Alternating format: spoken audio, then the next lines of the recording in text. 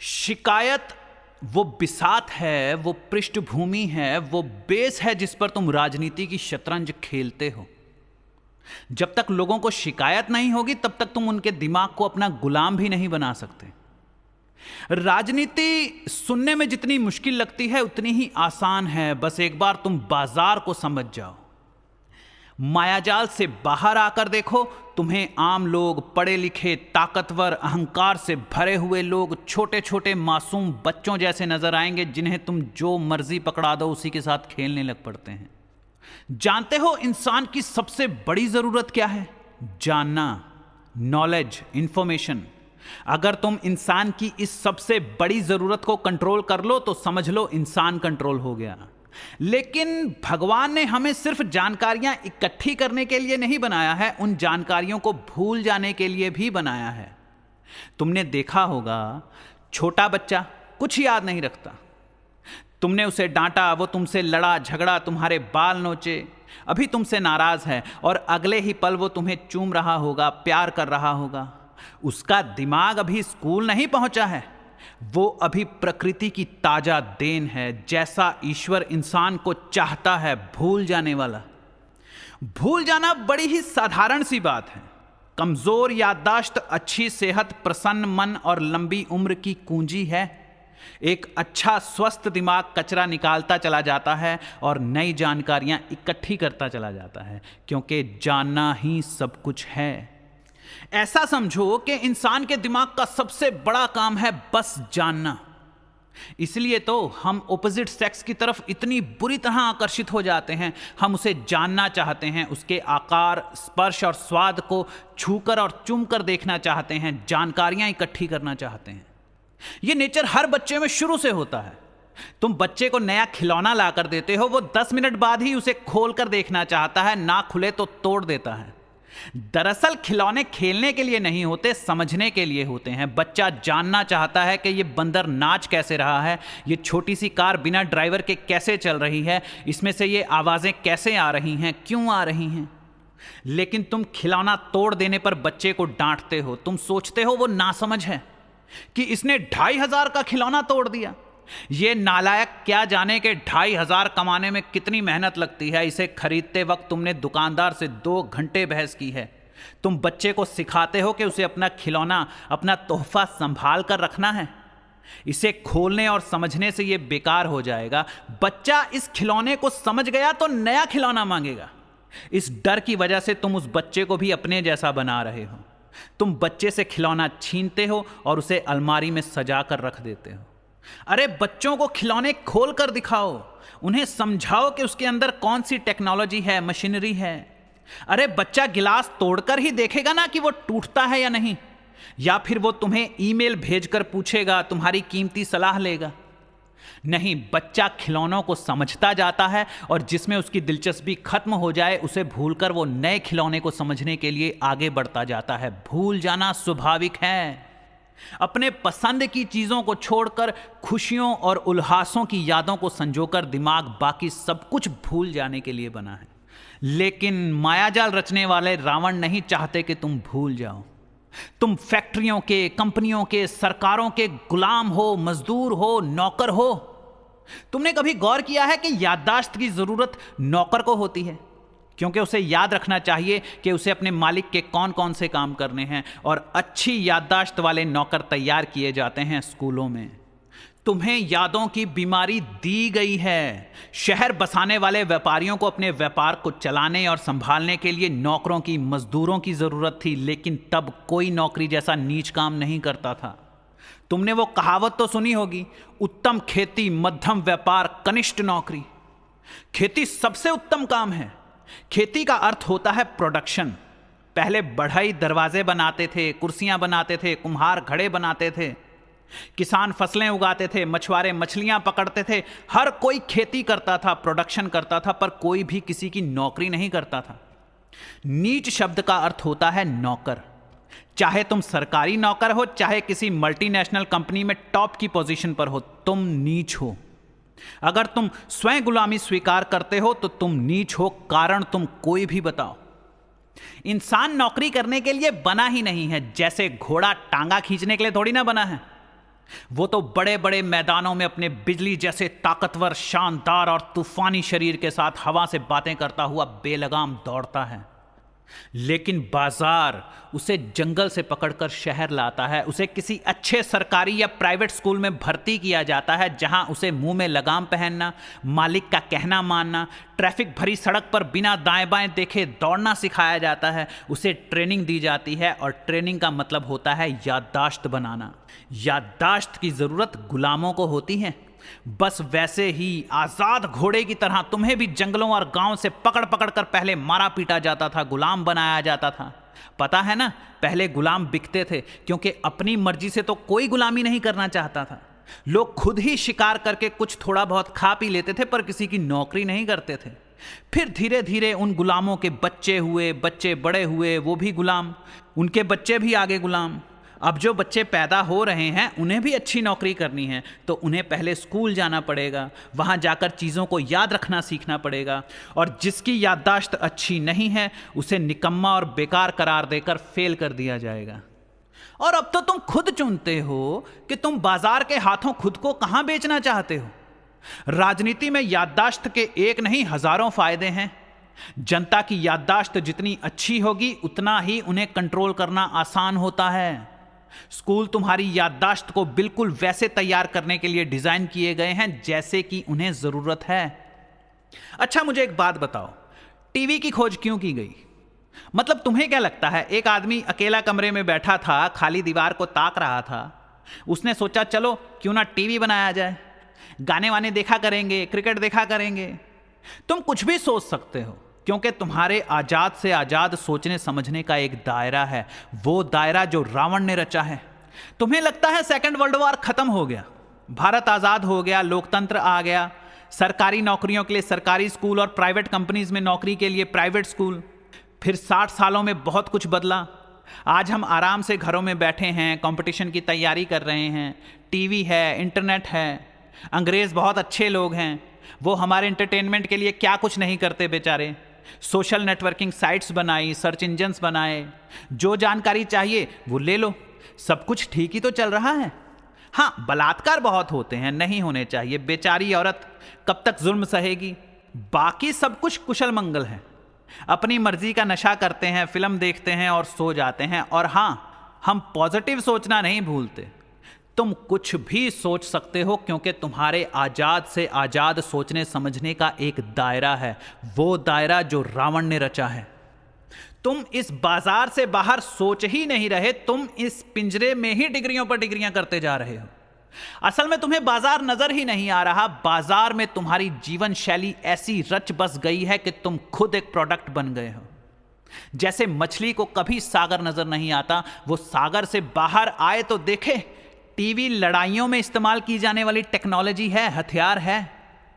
तुम्हें लगता है सेकंड वर्ल्ड वॉर खत्म, कोई जीता कोई हारा, सब अपने अपने घर चले गए। अब ना जाने थर्ड वर्ल्ड वॉर हो या ना हो, क्योंकि तुम्हें बताया गया है कि परमाणु बम के होने की वजह से कोई देश एक दूसरे पर हमला नहीं कर रहा। लेकिन इस सच पर यकीन करने से पहले जरा सेकंड वर्ल्ड वॉर को समझते हैं। हिटलर ने इंसानी दिमाग को कंट्रोल करने, पूरी तरह अपने इशारों पर नचाने लायक बनाने के लिए कौन सा जुल्म नहीं किया। दर्द की इंतहा कर दी, बेरहमी चरम सीमा पर थी।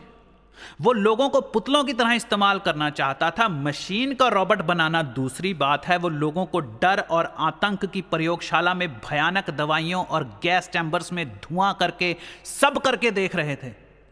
लोगों को मारना, काटना, बम फोड़ना, फौजें भेजना पुराना, लंबा और थका देने वाला तरीका है। उन लोगों ने सोचा क्यों ना इंसान के दिमाग को इंफॉर्मेशन के जरिए कंट्रोल किया जाए। छोटे छोटे बच्चों को, नौजवानों को बंकरों में बंद करके टीवी दिखाया जाता था। उनके मस्तिष्क को आवाज और शब्दों से सम्मोहित करने की रिसर्च चल रही थी। हत्या और जुल्म देखकर उनका क्या रिएक्शन होता है, फूल और प्रकृति देखकर क्या, खाना देखकर क्या, हंसते खेलते नाचते खाते पीते लोग देखकर क्या रिएक्शन होता है। और अब तुम्हें प्रयोगशालाओं में लाने की जरूरत नहीं है, तुम्हारे कमरे ही प्रयोगशालाएं बनी हुई हैं। इंसान सबसे महंगी और जबरदस्त मशीन है। खुद सोचो, अगर इंसान मशीन की तरह तुम्हारे इशारों पर चलने लग पड़े तो तुम कितने ताकतवर बन जाओगे। तुम्हारा कोई विरोध नहीं कर पाएगा, तुम पूरी दुनिया जीत सकते हो। नहीं, थर्ड वर्ल्ड वार होनी नहीं है, थर्ड वर्ल्ड वार चल रही है। सेकेंड वर्ल्ड वार के बाद बड़े बड़े समझौते हुए, व्यापारियों और नेताओं ने, जीतने वालों ने और हारने वालों ने दुनिया को कई हिस्सों में बांट लिया। आजादी का नाटक वाटक हुआ। पिरामिड के सबसे ऊपर बैठी ताकतें अब हमें इंफॉर्मेशन की ताकत से चला रही हैं। तुम ह्यूमनाइट्स बन चुके हो, तुम खबरों के गुलाम बन चुके हो। वो एक खबर फैलाते हैं, तुम उसके नशे में चूर होकर भीड़ का रूप लेकर सड़कों पर नारे लगाते फिरते हो। टीवी युद्ध का हथियार है। अच्छा, मान लो मेरी वॉशिंग पाउडर बनाने वाली एक कंपनी है। मैं चाहता हूं कि लोग मेरा वॉशिंग पाउडर खरीदें और खरीदते ही रहें, इसीलिए मैं पहले उन्हें वॉशिंग मशीन बेचूंगा। वॉशिंग मशीन लो और आराम से कपड़े धोवो। एक बार तुमने वॉशिंग मशीन खरीद ली, फिर तुम सारी जिंदगी मेरा वॉशिंग पाउडर ही खरीदते रहोगे। बस वैसे ही टीवी है। ये इस थर्ड वर्ल्ड वॉर का सबसे बड़ा हथियार है। स्कूलों में तुम्हें कहना मानना, आवाजों के पीछे चलना सिखाया जाता है, तुम्हें ट्रेंड किया जाता है ताकि शब्द तुम्हारे कानों में पड़ें और तुम वो रिएक्शन दो जो बाजार चाहता है। टीवी तुम्हें बस वही दिखा रहा है जैसा वो चाहते हैं कि तुम बनो। तुम किन चीजों के प्रति लापरवाह बन जाओ और किन चीजों को ज्यादा ही सीरियसली लो। जो वो चाहते हैं कि तुम याद रखो उसे चमकाकर पेश किया जाता है, और जो वो चाहते हैं कि तुम भूल जाओ उसे वो बेहुदी, फूहड़, मसालेदार खबरों के पीछे छुपा देते हैं। राजनीति में छवि ही सब कुछ होती है। इन सरकारों ने, कंपनियों ने, टीवी चैनल्स ने तुम लोगों के दिमाग में एक अच्छी छवि बना रखी है। तुम्हें पूरा यकीन है सरकार, कंपनीज, टीवी चैनल्स ये तुम्हारा भला चाहते हैं। इन्हें तुम्हारी बहुत फिक्र है। तुमने गौर किया है तुम न्यूज चैनल्स पर कितना ज्यादा यकीन करते हो?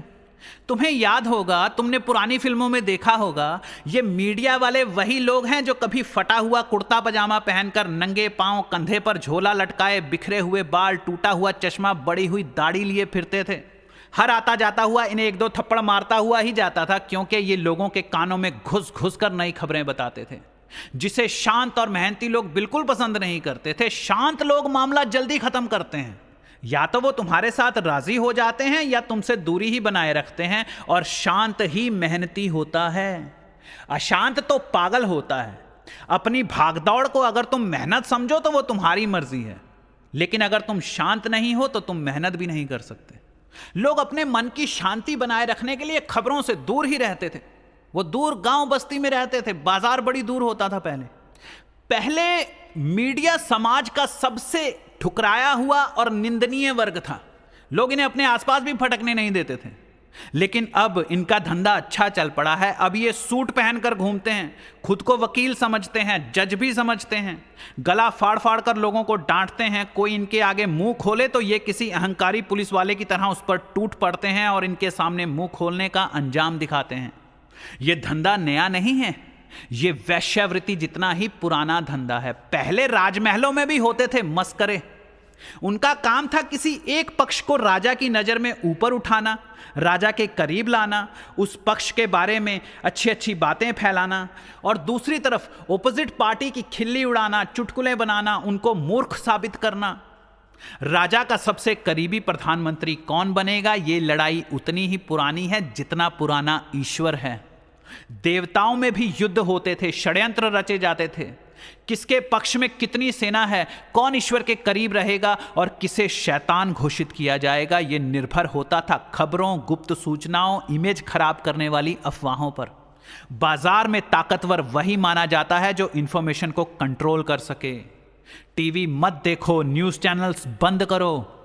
एक मिनट के लिए सब कुछ छोड़कर जरा गौर से सोचो, क्या तुम्हें इतनी जानकारियों की जरूरत है जितनी तुम्हें दी जा रही है?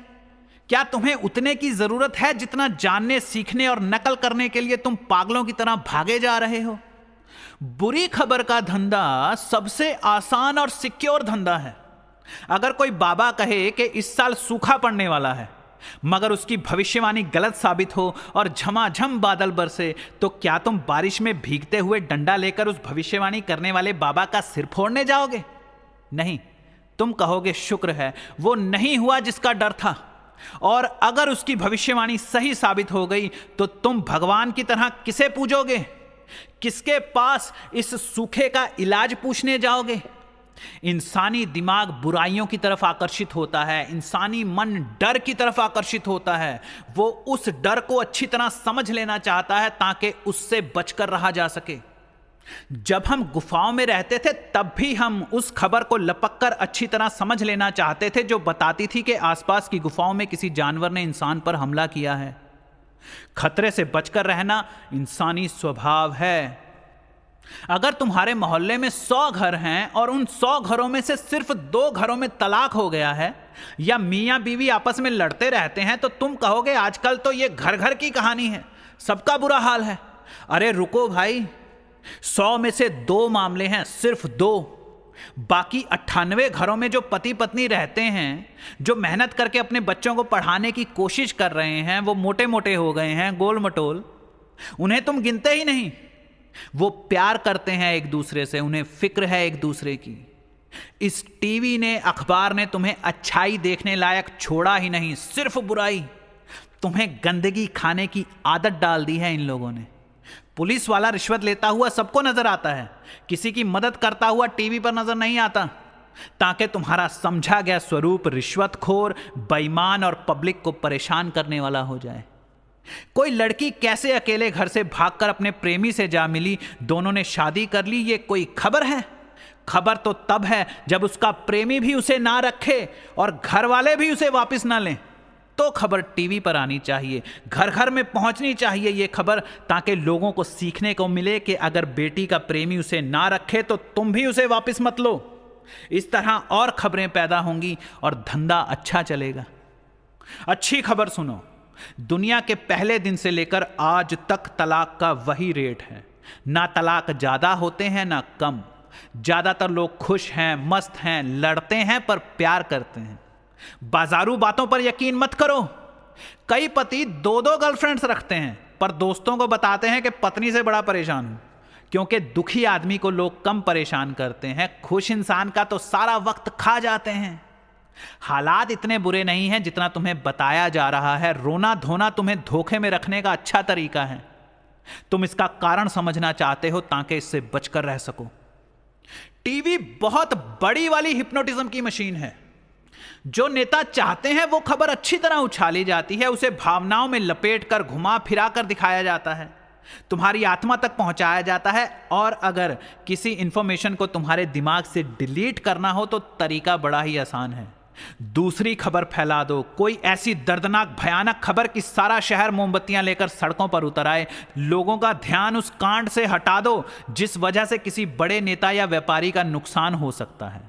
जब तक लोग नारों में उलझे रहेंगे तब तक पर्दे के पीछे करोड़ों यहां से वहां हो जाएंगे, केस क्लोज्ड। तुम यूं ही गला फाड़ते फिरते हो, तुम्हें इंफॉर्मेशन के जरिए इमोशनली कंट्रोल किया जा रहा है। यह मत भूलो कि यह खबरों का बाजार है, इन्हें तुम्हारे भले की कोई फिक्र नहीं है। तुम दिमागी तौर पर पंगु होकर इनके कहने पर चलो, इसके लिए ये लोग किसी भी हद तक गिर सकते हैं। न्यूज चैनल वालों को अपनी भाषा में से दर्शक शब्द निकालकर ग्राहक शब्द डाल देना चाहिए कि खबरें शुरू हों और एंकर कहे आज की ताजा खबरों में आप सब ग्राहकों का स्वागत है। ग्राहक शब्द सुनते ही तुम चैनल बदल दोगे, तुम कहोगे दफा हो, मुझे नहीं चाहिए खबर। लेकिन दर्शक बड़ा चालाकी भरा शब्द है। दर्शक का मतलब होता है कि अगर सड़क किनारे कोई आदमी तमाशा दिखा रहा है और आते जाते लोग वहां रुककर उसका तमाशा देख रहे हैं तो वो दर्शक कहलाते हैं। तुम तो हमारे घर में घुस रहे हो भाई, हमारे दिमाग में, हमारे व्यवहार में घुस रहे हो। हमें नहीं सुननी तुम्हारी खबर। तुम्हें लगता है कि तुम्हें मुफ्त में खबरें मिल रही हैं और वो खबरें तुम्हारे दिमाग में पहुंचाने के करोड़ों नहीं अरबों कमा रहे हैं। बात पैसों की नहीं है, बात गुलामी की है। 100 में से 50 न्यूज चैनल विदेशी कंपनियों के हैं, स्मगलर्स और 2 नंबर के लोगों के हैं। वो नेताओं को ब्लैकमेल करते हैं और तुम्हारा इस्तेमाल। तुम्हें क्यों लगता है कि ये खबरों की दुकान पार्टी नंबर 2 से पैसे नहीं लेती होगी? देखा इमेज का कमाल, तुम मीडिया को अपना हमदर्द समझ रहे हो। अच्छा, तुम्हें लगता है अंग्रेज चले गए, कोई मुझे बताएगा वो आए क्यों थे? उन्होंने 200 साल तक किया क्या? 200 साल! 200 सालों में उन्होंने हमारे शास्त्र बदले, रीति रिवाज बदले, सब कुछ पूरे का पूरा बदल दिया। अपने स्कूल की किताबें देखो, अंग्रेजों ने 200 साल तक क्या किया इसका तुम्हें कोई रिकॉर्ड नहीं मिलेगा। विदेशी गए नहीं हैं, अब वो बाजार के रूप में हमें लूट रहे हैं। उन्होंने बस अपना दफ्तर बदला है, चला वही रहे हैं हमें। वो अंग्रेजी में ऑर्डर लिखकर भेज देते हैं। अब तुम्हें उस ऑर्डर को समझने के लिए अंग्रेजी बोलनी सीखनी पड़ेगी ताकि अच्छे समझदार नौकर बन सको। मान लो कोई जापानी आदमी भारत में कंपनी खोलता है, यहां रहने के लिए उसने शानदार बंगला बनाया है, तो क्या वो बंगले के नौकरों को ऑर्डर देने के लिए हिंदी सीखेगा?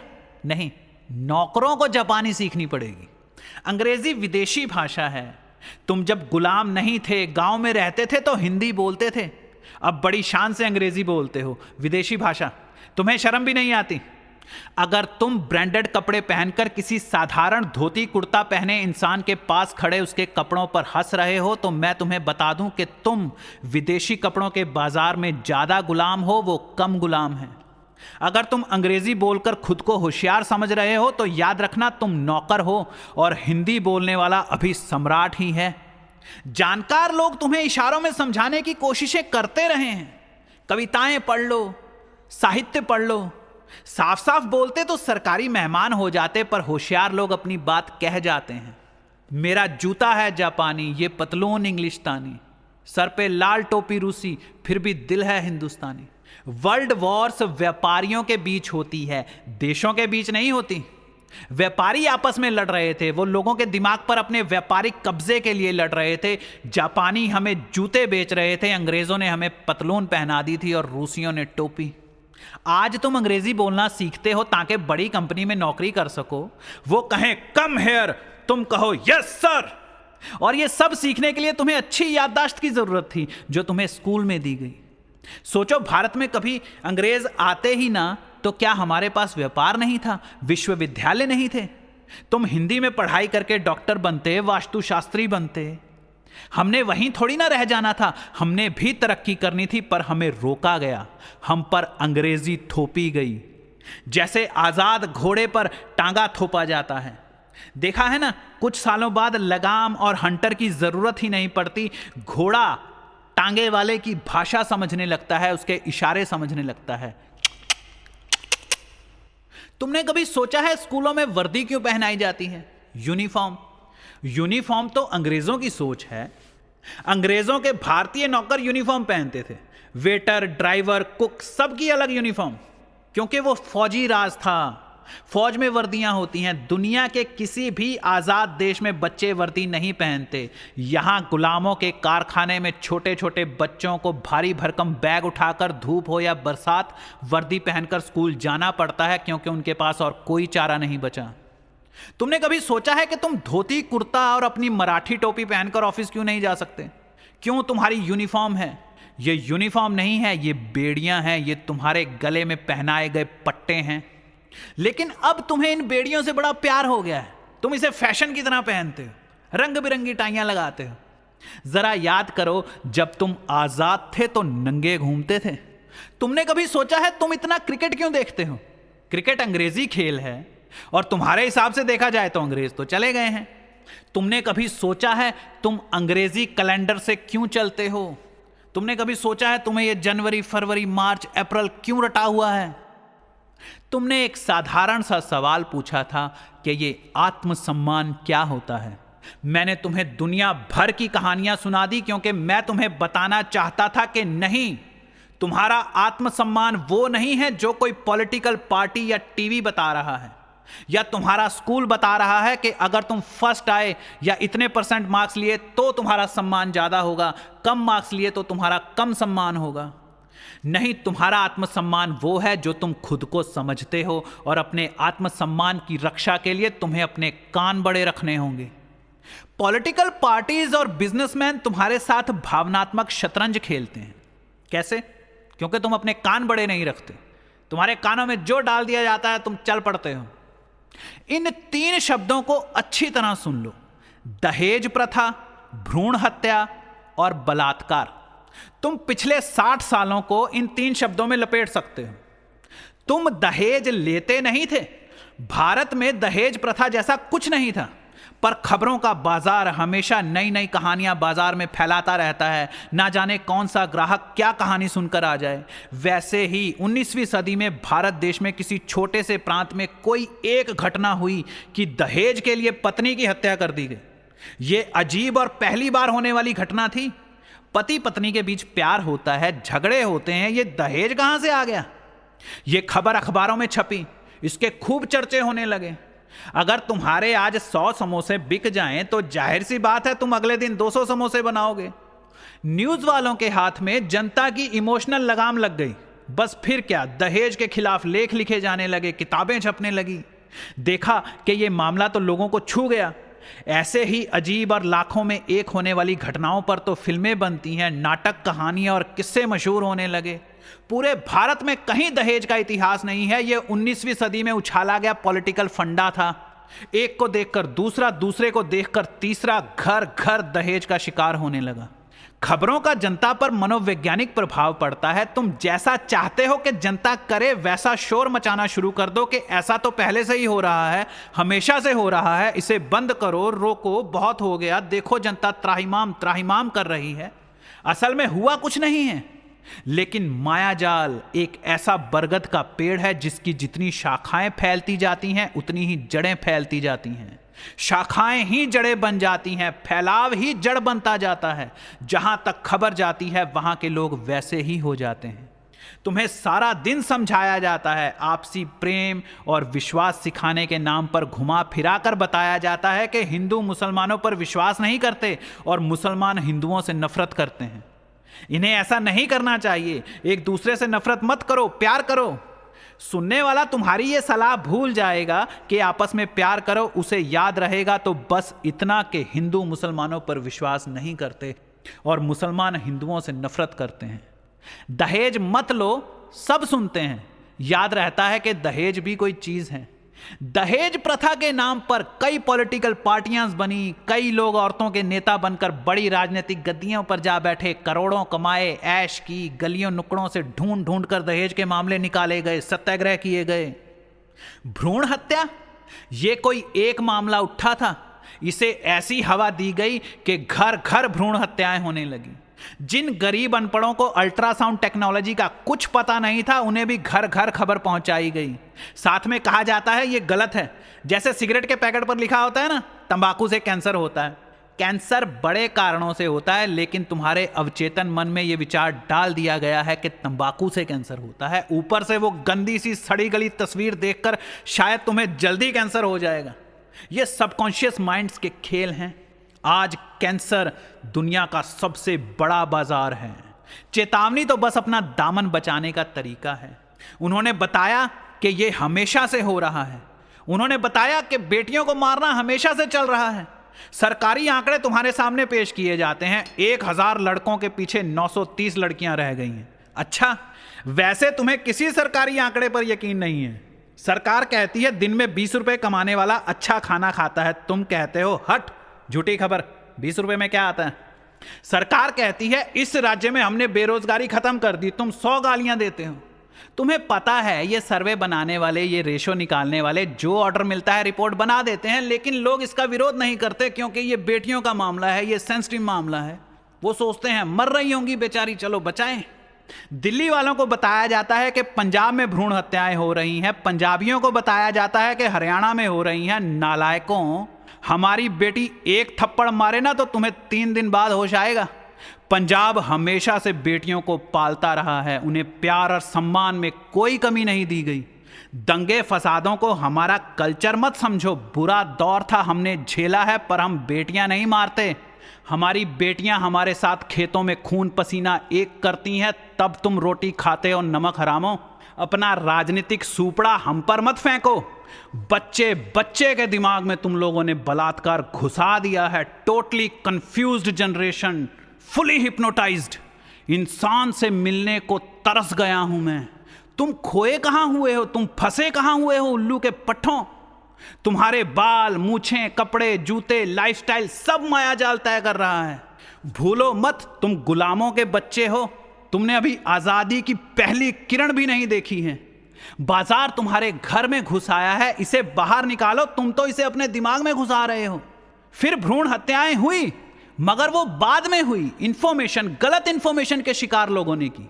अब इसे रोकना तो पड़ेगा, मगर ये साला शुरू किसने किया था? हम बेटी नहीं मारते, तुम बेटी नहीं मारते, ये मायाजाल है। राजनीति इमेज पर चलती है। पंजाब, हरियाणा, दिल्ली, गुजरात, महाराष्ट्र भ्रूण हत्या का फॉर्मूला ऐसा चला कि तख्ते पलट हो गए। नेताओं का परिवार भी राजनीति में उतर आया। जो अपनी आंखों में आंसू भरकर छाती फाड़ फाड़ कर चिल्ला सकता था, लोग जिसके चेहरे पर गुस्सा, चिढ़ और परेशानी देखकर उसके भावनात्मक नाटक के मनोवैज्ञानिक शिकार हो जाते, उसे तो हर पार्टी हाथों हाथ लेती ना। उसकी तो लग गई लॉटरी। वो जाएगा अपने प्राइवेट जेट में बैठकर हनीमून मनाने स्विट्जरलैंड, और तुम इस काल्पनिक झूठ से समाज में उठाए असली जख्मों को रिश्ता हुआ देखते रह जाओगे। तुम मायाजाल को समझ सकते हो राजनीति से ऊपर उठकर। राजनीति छोटी चीज है, मायाजाल बड़ी चीज है। और अब आजकल राजनीति चल रही है तीसरे शब्द की, बलात्कार। जितनी खबर फैलेगी उतनी ही वैसी और घटनाएं होंगी। बलात्कार के इतने ज्यादा मामले इसलिए हो रहे हैं क्योंकि तुम 24 घंटे बलात्कार ही करते रहते हो। तुम्हारे दिमाग में दूसरी कोई बात ही नहीं आती। तुम वो हाड़ मांस के पुतले हो जिसके दिमाग को बचपन से इस तरह ट्रेंड किया गया है कि तुम वही बन जाओ जो तुम्हें बताया जा रहा है कि तुम हो। तुम्हें 24 घंटे बताया जा रहा है कि तुम बलात्कारी हो, तुम्हें हिप्नोटाइज किया जा रहा है। राजनीति अच्छी तरह जानती है कि बाजार में सिर्फ औरत बिकती है और कुछ नहीं बिकता। तुम्हें औरत ना दिखाओ तो तुम कुछ भी ना खरीदोगे। मर्दों के अंडरवेयर पर भी लड़की की फोटो, कॉन्डम पर भी लड़की की फोटो, बिकती लड़की ही है। मर्द कमाते हैं ताकि औरत को खरीद कर दे सकें। औरत बाजार का एक बड़ा टारगेट है, था और रहेगा। बाजार जानता है औरतों की ईगो को हवा दो, बेवजह की आजादी की बकबक उनके कानों में डालते रहो, वो बेचैन होकर खरीदारी करेंगी। राजनीति में उथल पुथल होती रहेगी। टीवी एक मार्केटिंग टूल है जो हर तरफ से 24 घंटे औरतों को टारगेट कर रहा है। तुमने बचपन में पंचतंत्र की वो कहानी सुनी होगी जिसमें एक खरगोश भागा जा रहा होता है। रास्ते में जानवर पूछते हैं, भाई क्यों भागे जा रहे हो, क्या बात हो गई? तो वो कहता है, मैंने अभी देखा आसमान टूट गया, तेज आग निकली, बड़ी जोर सी आवाज आई, धड़ाम। तुम सब भी भागो, आसमान गिर रहा है। और सभी जानवर भागने लगते हैं, सभी भागने लगते हैं, जो एक दूसरे को देखकर भागने लगते हैं। नहीं, कोई आसमान नहीं गिर रहा, ये धंधा है, खबरों का धंधा। एक बात पल्ले बांध लो, ये इन लोगों की दुकान है, बिजनेस है। इनकी बातों को अपने इमोशंस पर असर मत करने दो। ये लोग पक्के प्रोफेशनल्स हैं, बेरहम दलालों से भी ज्यादा। तुम्हारे बलात्कार की खबर को ये तमाशा बनाकर अपनी दुकान चलाते हैं। तुम्हारा असली बलात्कार तो न्यूज में आने के बाद होता है। बिना इंसाफ के मर जाना, पर इनके काम मत आना। अगर लड़ सकते हो तो खुद लड़ो, पर शिकायत मत करो। जहां शिकायत होती है वहां आत्मसम्मान नहीं होता। शिकायत वो बिसात है जिस पर राजनीति की शतरंज खेली जाती है। ना तुम औरतों को कभी आजादी मिली है, ना मिल रही है, और ना ही मिलने का कोई चांस है। क्योंकि अगर तुम्हें आजादी मिल गई, जिस दिन तुमने कह दिया कि बस मुझे और कुछ नहीं चाहिए, उस दिन तो नेताजी को आत्महत्या करनी पड़ेगी। क्या होगा दिल्ली तक के सपने का? तुम लड़कियों को बात बात पर शिकायत करने के लिए उकसाया गया है। तुम्हारे आंसू राजनीति में करोड़ों के बिकते हैं। जैसे मुंबई की सड़कों पर भिखारी देखे हैं ना, वो अपने जख्म दिखाकर, खुद अपने जख्मों को छिलकर उसका बहता हुआ खून दिखाकर लोगों से चवन्नी अठन्नी ऐंठ लेते हैं। और वो पैसे भी उनके पास नहीं रहते, वो पैसे उनके मालिकों के पास पहुंच जाते हैं। दर्द बिकता है क्योंकि लोग इससे दूर रहना चाहते हैं और इससे बचने के जो उपाय हो सके खरीदना चाहते हैं। तुम औरतें जितनी शिकायतें करोगी उतना ज्यादा ही तुम्हारी सुरक्षा का घेरा बढ़ा दिया जाएगा। तुम अपनी ही शिकायतों की ईंटों से अपने लिए कारागृह बना रही हो, अपनी ही जेल बना रही हो। दूसरी तरफ तुम्हारी आजादी की बात की जाती है। तुम्हें यहां से थप्पड़ मारकर वहां भगाते हैं, फिर वहां से थप्पड़ मारकर यहां लाते हैं। तमाशा बना रखा है तुम लड़कियों का। भिखारियों के जख्मों की तरह तुम्हें दिखा दिखा कर करोड़ों की ब्लैकमेलिंग चल रही है, और तुम खुद को पढ़ी लिखी कहती हो। कहते हैं लड़का और लड़की बराबर है। पहले बताओ कि लड़का और लड़की बराबर नहीं है, यह किसने सिखाया था? ना हिंदुओं में लड़का लड़की में फर्क किया जाता है, ना मुसलमानों में। लव मैरिज शादी का सबसे आम तरीका था। अरेंज मैरिज तो किसी गरीब अपाहिज की होती थी। प्रेम विवाह इतना कॉमन था कि कजन्स आपस में शादी कर लेते थे, हिंदू मुसलमान शादी करते थे। अपने इतिहास की किताबों पर यकीन मत करो, उनके साथ छेड़खानी की गई है। अगर तुम्हारी किताबों में बताया जाता है कि हिंदू लोग शुरू से ऐसा करते आ रहे हैं तो उस किताब को जला दो, तुम्हारे पास असली जानकारी नहीं है। ये साले अंग्रेज 200 साल तक करते क्या रहे? अंग्रेज जब बदलाव कर रहे थे, मानसिकता को समझ रहे थे, हमें लंबी दूरी तक गुलाम बनाकर रखने का षड्यंत्र रच रहे थे, वो रिकॉर्ड्स कहां पर हैं? वो ऐतिहासिक किताबें कहां पर हैं? इतिहास के नाम पर जमींदारी, बेगारी, कुरीतियां, औरतों पर जुल्म, सती प्रथा, मुस्लिम हमलावर, बस इन्होंने तुम्हें समझा दिया कि पहले तुम गांव में रहने वाले अनपढ़ गवार थे, तुम्हें कुछ आता जाता नहीं था और तुमने मान लिया। स्कूलों में लड़के अलग बैठेंगे और लड़कियां अलग, कई बार तो दोनों के स्कूल अलग अलग। ये कॉन्वेंट स्कूल का तरीका है, ब्रिटिश फौजदारी का। हम तो लड़का लड़की को बराबर ही समझते थे, ये बीच में हुआ क्या? ये अंग्रेज 200 साल तक करते क्या रहे? अंग्रेजी विचार है गुलाम बनाने के लिए मर्द और औरत को अलग करो, दोनों बेचैन होंगे, एक दूसरे के लिए तड़पेंगे और हमारा हर कहना मानेंगे, ताकि सारा दिन काम करवाने के बाद हम दोनों को एक कमरे में एक साथ बंद कर दें। इसके लिए उन्होंने सेक्स पर बैन लगाया। भारत में तो नहीं था सेक्स पर बैन, हां विदेशों में था सेक्स पर बैन। 200 साल से पहले अंग्रेज सिर्फ मिशनरी पोजीशन में सेक्स करते थे और भारत कामा सूत्र दाता। घर घर बच्चे बच्चे को सेक्स की पूरी खबर। तुम क्या बेचोगे, कैसे बेचोगे? तुम्हें झुग्गड़ बस्ती, गरीबी, गुलामी दिखाई गई है, पर यहां पर तो बड़ा जबरदस्त मैनेजमेंट था। शहरों के शहर बसे हुए थे, लोग नौकरी नहीं करते थे, सेवा करते थे और सेवा का पारितोष मिलता था उन्हें। सेक्स की कोई समस्या ही नहीं थी। आज 90% समस्याएं सेक्स से जुड़ी हुई हैं, चाहे वो दिमागी हों चाहे शारीरिक हों। उन्होंने छीन लिया तुमसे। तुम जो इतिहास के किस्से पढ़ते हो, उन किस्सों में 300 सालों का फर्क है, और वो इतिहास की सबसे बड़ी घटनाएं हैं। वो इतिहास नहीं है। जो किताब तुमने हाथों में पकड़ रखी है वो इतिहास की नहीं, सिर्फ शिकायतों की किताब है। तुम्हें इतिहास बोर लगता है? बिल्कुल सही बात है, इतिहास बोर ही लगना चाहिए, क्योंकि वो झूठ है, बकवास है। बस तुम पर जुल्म जुल्म जुल्म। सैडिज्म तो हिटलर की टेक्निक थी। दुख, दर्द, पीड़ा, तुम्हें दुखवादी बनाया गया है। वो इंफॉर्मेशन बदल दी गई है, नष्ट कर दी गई है जो सच थी। तुम्हारी आजाद से आजाद सोच डिजाइन की गई है। तुम जेल में पैदा हुए हो, जेल से ज्यादा क्या जानते होवोगे? ना सेकंड वर्ल्ड वॉर खत्म हुई है, ना अंग्रेज गए हैं। वो तुम्हारे दिमाग के अंधेरे कोनों में बैठे तुम्हें चला रहे हैं। फिलहाल भारत की राजनीति पूरी तरह अमेरिकन बिजनेस साइकोलॉजी के तहत अपने बाजार का फायदा कराने के हिसाब से चल रही है। तुम किसी भी पॉलिटिकल पार्टी में चले जाओ, आखिरकार अंत उसका यही होगा कि विदेशी कंपनी भारत आएगी। अगर तुम्हें शिकायत है, शिकवा है, तुम नाराज हो और इंसाफ मांगने निकली हो, तो जान लो तुम गुलाम हो। तुम शिकायत करने आओ, इसीलिए तो तुम पर जुल्म किए गए थे, और अब तुम्हारी मदद करने की वो कीमत वसूल करेंगे। जहां देखो बेचारी औरत, बेचारी औरत। मैं पूछता हूं, तुम बेचारी हो? तुम्हें शर्म नहीं आती जब कोई तुम्हें कहता है बेचारी औरत? किसी लूले लंगड़े को भी बेचारा कहो तो उसे भी बुरा लगता है, उसका अहंकार भी जख्मी होता है। तुम्हें कोई शर्म ही नहीं आती? तुम सोचती हो चारों तरफ लूट मची है, बेचारी बनकर जो फायदा मिलता है ले लो। बेशक तुम्हें फायदा होगा, लेकिन मैं कहता हूं तुम्हें ऐसा फायदा क्यों चाहिए? तुम्हें भीख क्यों चाहिए? सवाल तुमने पूछा है आत्मसम्मान पर। तुम्हारा आत्मसम्मान बिक रहा है सड़कों पर। तुम कब होश में आओगी? मैं एक कॉलेज में उसका एनुअल फंक्शन देखने गया। एक बड़ी प्यारी सी 11-12 साल की बच्ची ने लोगों के सामने स्टेज पर बड़ा ही अच्छा भरतनाट्यम नृत्य पेश किया। सब लोगों ने खूब ताड़ी बजाई। एक बड़े समझदार किस्म की औरत स्टेज पर आई और उसने बड़ी मीठी मीठी बातों में लपेटकर सबको बताया कि यह बच्ची गूंगी और बहरी है। लोग हाय हाय करने लगे। क्या वो इसलिए नाची थी कि सब हाय हाय करें?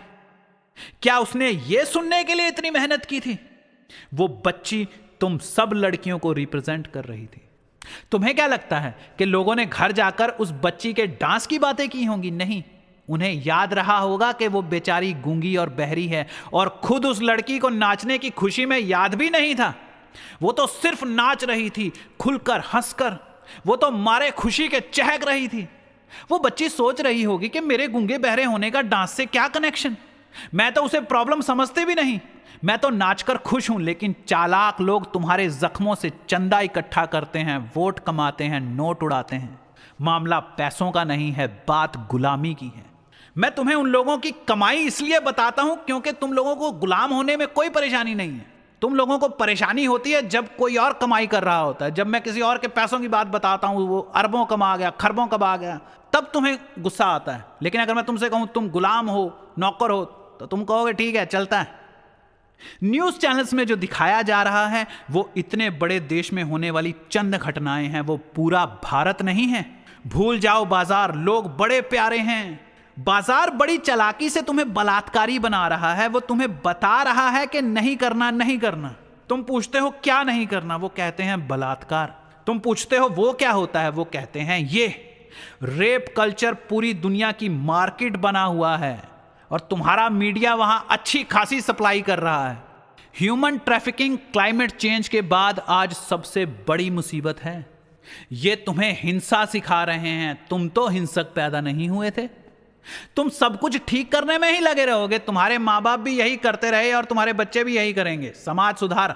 दुनिया के पहले दिन से लेकर आज तक औरत को ही हर षड्यंत्र का केंद्र बिंदु रखा गया है, क्योंकि वो हमें प्यारी है, वो हमारा आधा हिस्सा है, हमें उसकी फिक्र है, हम उसकी सुरक्षा के लिए कुछ भी करेंगे। इसलिए मायाजाल उसे हमसे लूट लेता है और अपनी शर्तों पर हम में बांटता है।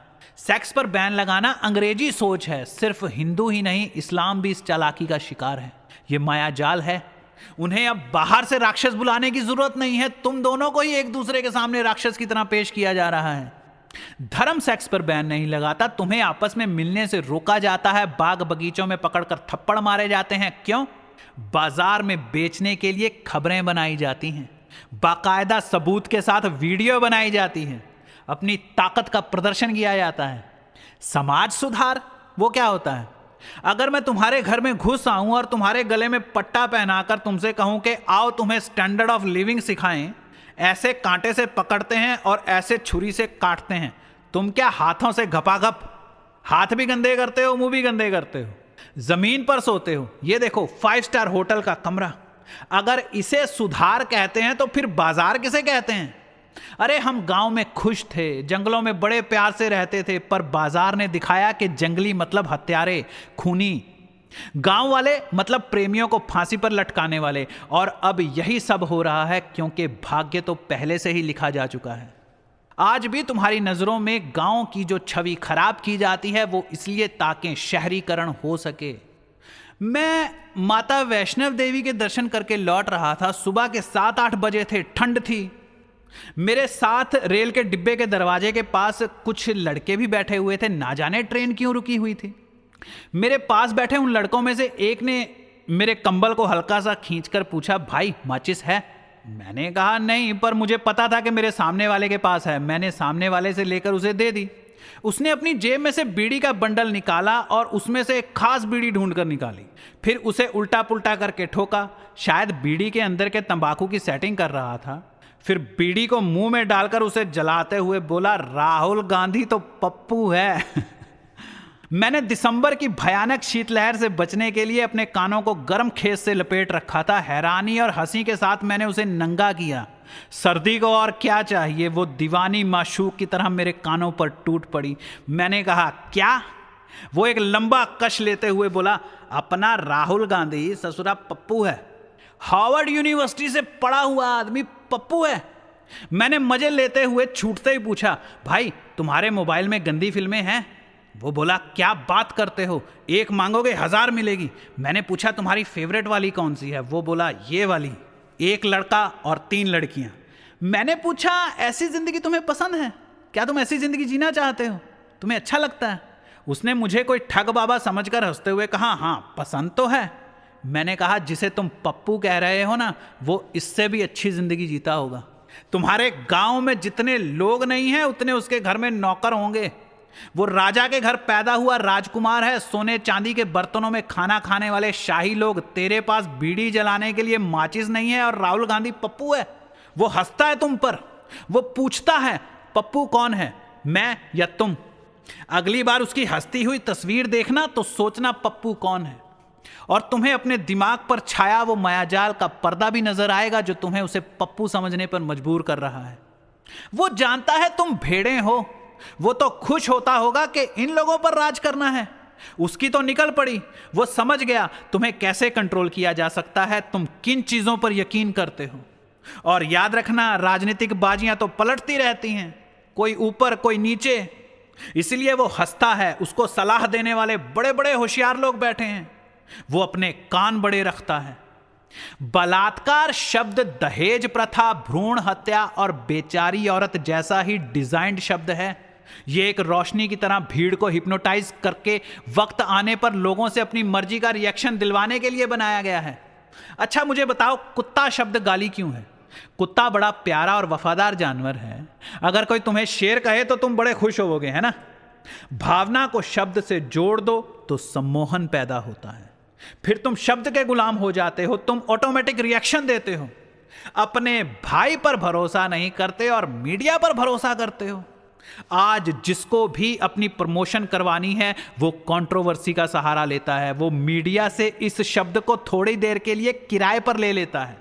बस ठेका दिया जाता है कि भीड़ को कहां पहुंचाना है, और मामला खत्म होने के बाद उसे साफ सुरक्षित बाहर भी निकाल लिया जाता है, क्योंकि तुम तो ठहरे कानों के कच्चे। तुम्हारा आत्मसम्मान सड़कों पर बिक रहा है सरेआम। तुम्हें रंग बिरंगे कपड़े पहनाकर राजनीति के रैंप पर कैटवॉक करवाया जाता है। आज से नहीं, हमेशा से भीड़ को औरत से ही कंट्रोल किया जा रहा है। हमें औरत की फिक्र इसलिए नहीं होनी चाहिए कि वो सेक्सुअल हरासमेंट की शिकार हो सकती है, हमें उसकी फिक्र इसलिए होनी चाहिए क्योंकि वो एक इंसान है। लेकिन मायाजाल रचने वालों ने लड़कियों के दिमाग में, समाज के दिमाग में घुसा दिया है कि तुम्हारे साथ जो सबसे बुरा हो सकता है वो है बलात्कार। बलात्कार हमेशा से होते रहे हैं। कुछ लोग होते हैं विक्षिप्त मानसिकता वाले, लूटमार करने वाले, लेकिन पहले ये सिर्फ शारीरिक चोट थी, मगर आज ये तुम्हारी इज्जत का सवाल बन गया है। चोट आत्मा तक पहुंच रही है। तुम लोग औरत के जिस्म को बचाने की कोशिश कर रहे हो, मैं उसकी आत्मा बचाने की कोशिश कर रहा हूं। बच्चा डरा हुआ है, लड़कियां डरी हुई है, लड़के डरे हुए हैं, डर का इस्तेमाल हो रहा है। बलात्कार शब्द का साइकोलॉजिकल ट्रिगर की तरह इस्तेमाल किया जा रहा है। तुम लड़कियों ने इसे अपनी कमजोरी बना रखा है। तुम बता चुकी हो कि हमारे साथ ये नहीं होना चाहिए, हम बस इसी चीज से डरती हैं। अब बताओ, अगर तुम्हें चोट पहुंचानी हो तो कौन सा हथियार इस्तेमाल किया जाएगा? जैसे पहले हिंदू मुसलमानों में फूट डालकर दोनों को एक दूसरे से डराकर राजनीति खेली गई, अब मर्द और औरत में फूट डालकर दोनों को एक दूसरे से डराकर राजनीति खेली जा रही है। पतझड़ की आंधी की तरह रिश्तों से डरे हुए लोग मेरी तरफ उड़े आ रहे हैं। मैं अकेला रहने वाला इंसान हूं, मुझे इतनी भीड़ की आदत नहीं है, पर वो क्या करें? लड़कियां कहती हैं बस में खड़ी होती हूं तो लगता है कि सारी बस मुझ पर टूट पड़ेगी, मुझे नोचा जाएगा, मेरी लाश के पास से लोग गुजरते जाएंगे। लड़के कहते हैं लड़की को देखते ही आत्मा कब जाती है। तुम्हें कोई लड़का एक कप कॉफी के लिए भी नहीं पूछ सकता, क्योंकि तुम रस्सी को सांप समझकर पहले ही ओवर रिएक्ट करने के लिए भरी बैठी हो। तुम चीखने चिल्लाने के लिए प्रोग्राम की गई हो, प्री प्लान्ड। सपनों में तुम इतनी बार इसकी प्रैक्टिस कर चुकी हो कि बस करामात दिखाने का बहाना ढूंढने लग पड़ी हो। तुम पहले ही इतना टूट चुकी हो कि बलात्कार का नाम ही काफी है, हवा ही काफी है, ख्याल ही काफी है तुम्हें धूल चटाने के लिए। मीडिया जानबूझकर दिखाता है कि बड़े बड़े लोग हमसे परेशान हैं, क्योंकि हम सच दिखाने से नहीं डरते। तुम्हारे पत्रकारों से परेशान नेता, सेलिब्रिटीज, ये तुम्हारा यकीन बढ़ाते हैं मीडिया में। ये तुम्हें यकीन दिलाते हैं कि मीडिया किसी को नहीं छोड़ता, देखो हमें भी नहीं छोड़ा। फिर ये लोग परेशान होकर कैमरे के सामने यहां वहां जाते हैं कि हमारी बड़ी बुरी हालत है। ये मायाजाल रचा जाता है, 4-4 साल, 6-6 साल के प्लान बनाए जाते हैं। तुम बाजार पर यकीन कर रहे हो, मत मारी गई है तुम्हारी। तुम्हारा डर बलात्कारी पैदा कर रहा है। टीवी मत देखो, न्यूज चैनल्स बंद करो, सब ठीक ही है। मत भागो, आसमान नहीं गिर रहा। एक बड़ा सुंदर उदाहरण है भ्रष्टाचार। पुराने अखबार, फिल्में या कहानियां पढ़ो। पुलिस वाले बड़े जांबाज, ईमानदार और दूसरों की मदद करने वाले थे। पिछले 30 सालों में ऐसा क्या हुआ कि हर कहीं भ्रष्टाचार की घास फैल गई? ये अफवाहों का कमाल है। अगर तुम अब भी नहीं जागे तो भ्रष्टाचार की तरह बलात्कार तुम्हारी जड़ें बन जाएगा, तुम इस बरगद का हिस्सा हो जाओगे। थोड़ी देर रुको, नया शब्द आने ही वाला है। तुम फिर से मोमबत्तियां लेकर सड़कों पर निकल आना, अच्छी तरह नहाकर आना, और जरा मुझे भी समझाना कि तुम इस मायाजाल में क्या ठीक करने की कोशिश कर रहे हो। इस जेल में, इस पिंजरे में तुम क्या सही करोगे? राजमहलों में बैठे वो तुम पर हंसते हैं। कभी तुम सीता बनकर बिकती हो, कभी द्रौपदी बनकर, कभी सती बनकर, और आज तुम बेचारी लड़की बनकर बाजारों में बिक रही हो। तुम्हारे दलाल चिल्ला चिल्ला कर राजनीति के नए कुंवारे राजकुमारों में तुम्हारी कीमत तय कर रहे हैं। तुम्हारी टांगों के बीच में पैर रखकर कोई सिंहासन संभालेगा।